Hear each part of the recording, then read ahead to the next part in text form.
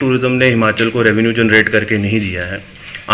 पिछले वर्षों में कई वर्षों में टूरिज्म से काफ़ी कमाई की गई, जिससे कि काफ़ी लोगों के घर चले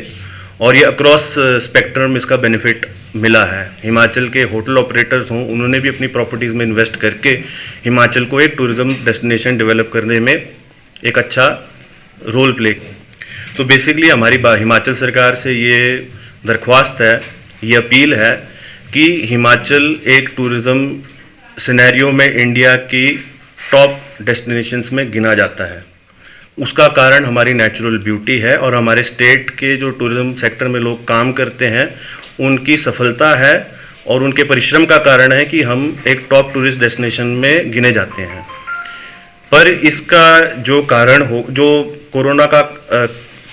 इफ़ेक्ट होगा वो हिमाचल पे ज़्यादा हो। आने वाले समय में ये ना हो कि 3-4 साल बाद हम जिस पायदान पे पहुँचे उसमें हम देखें कि हम पीछे रह चुके हैं। ये वक्त आ चुका है कि हिमाचल प्रदेश सरकार हिमाचल की टूरिज़्म इंडस्ट्री में एक इन्वेस्टमेंट करे और हमारे हिसाब से ये इन्वेस्टमेंट का अमाउंट बनता है लगभग 3000 करोड़ रुपए, जो कि हिमाचल सरकार को टूरिज़्म इंडस्ट्री में इन्वेस्ट करने की एक बहुत ज़रूरत है। उसका थोड़ा सा हमने ब्रेकअप किया है, जो कि हम चाहते हैं कि जो कि हमें लगता है कि टूरिज़्म सेक्टर को रिवाइव कर सकता है। उसमें ये है कि सभी होटल ऑपरेटर, टैक्सी ऑपरेटर और अन्य संस्थाएं जिन्होंने बैंक से व्यावसायिक ऋण लिए हैं, उनके आगामी वर्ष के यानी 31 मार्च 2021 तक के ऋणों पर सभी EMI और किस्तें माफ़ कराई जा सकें। ये सरकार का पैकेज में पहला पॉइंट होने वाला है। दूसरा ये है कि हमारी जो मेंटेनेंस रिक्वायरमेंट्स है और जो हमारे स्टाफ की सैलरी रिक्वायरमेंट्स हैं उसको सर्विस करने के लिए स्टेट गवर्नमेंट से अपील है कि एक इजी टर्म लोन की फैसिलिटी प्रोवाइड की जाए without hidden terms and conditions, और इसकी ब्याज दर 6 से 7% तक हो और without any hidden terms and condition. एक और सरकार से अपील ये है कि जो एक्साइज डिपार्टमेंट की फ़ीस होती है, चाहे वो बार लाइसेंस में हो या चाहे वो GST वगैरह में हो, या फूड सप्लाई डिपार्टमेंट की जो फीस होती है जो हमारे रेस्टोरेंट ऑपरेट करने के लिए चाहिए होती है FSSAI की, या PCB पोल्यूशन कंट्रोल बोर्ड की जो फीस होती है जो कि आपको होटल ऑपरेट करने के लिए चाहिए होती है, या IPH की फ़ीस होती है पानी की या सीवरेज मेंटेनेंस वगैरह की, इन सभी फीस में 31 मार्च 2021 तक कम से कम 60 to 70% का सरकार कटौती करे। उसके बाद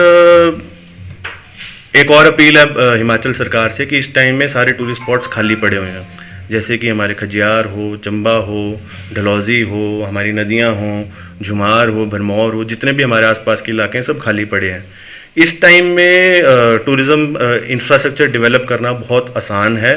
और वो एक आम जनता को भी रिलीफ मिलेगी, क्योंकि जो लोग काम कर रहे हैं, जो लोग जिनके पास काम नहीं है उनके पास काम आ जाएगा। तो सरकार जो हमारी रिलीफ पैकेज है उसमें जो पैसा बचता है हमें रिलीफ प्रोवाइड करने के बाद, वो इन इंफ्रास्ट्रक्चर पॉइंट्स को डेवलप करके इस पर पॉजिटिवली रिएक्ट करके आने वाले 2 साल की तैयारी करके इस पर हिमाचल सरकार अपना पैसा लगा सकती है। चंबा होटल एसोसिएशन की तरफ से जितने भी आए हुए प्रेस के बंधुगण हैं सभी को हमारी तरफ से सादर नमस्कार। जैसे कि आप लोग सब जानते हैं कि जिस प्रकार से भारत में कोरोना संक्रमण के कारण जो आपदा आई है और उसका जो इम्पैक्ट पड़ा है अक्रॉस ऑल इंडस्ट्रीज़ वो बहुत ज़्यादा है और बहुत सीवियर है, और फ्रंट लाइन इफ़ेक्ट में जो टूरिज़्म इंडस्ट्री है हमारे हिमाचल की, उस पर सबसे ज़्यादा फ्रंट लाइन इम्पैक्ट आया है इसका। इसके कारण ये हुआ है कि हमारे होटल ही बंद कर दिए गए हैं और उसके कारण ये है कि हमारी सोर्स ऑफ इनकम ख़त्म हो चुकी है, और ये ऐसी चीज़ है नहीं जो कि 3 महीने बाद ख़त्म हो जाएगी। जब तक इसकी वैक्सीन डेवलप नहीं होती है या जब तक इसका कोई प्रॉपर इलाज की अवधि नहीं निकलती है या किसी भी प्रकार की इस टाइप की टेक्नोलॉजिकल डेवलपमेंट नहीं होती है, ये चीज़ आने वाले साल में फाइनेंशियल ईयर में भी जाने वाली है। आपको ये बताना चाहूँगा कि जो रजिस्टर्ड फिगर्स हिमाचल की हैं उसमें 3500 होटल हैं, 3350, 1650 होम स्टेज़ हैं, 1314 गाइड्स हैं, 2912 ट्रैवल एजेंसीज़ हैं, 222 एडवेंचर स्पोर्ट्स ऑपरेटर हैं और 899 टूरिज़्म फोटोग्राफर्स हैं। ये रजिस्टर्ड फिगर है, और टैक्सीज़ कितनी है इसकी फिगर हमारे पास है नहीं, और अब हम अंदाज़ा ही लगा सकते हैं, पर मोटा मोटा अगर हम ये सोचें तो लगभग 30 से 40 हज़ार हिमाचल की जनसंख्या टूरिज़्म पे डायरेक्टली या इनडायरेक्टली डिपेंड करती है।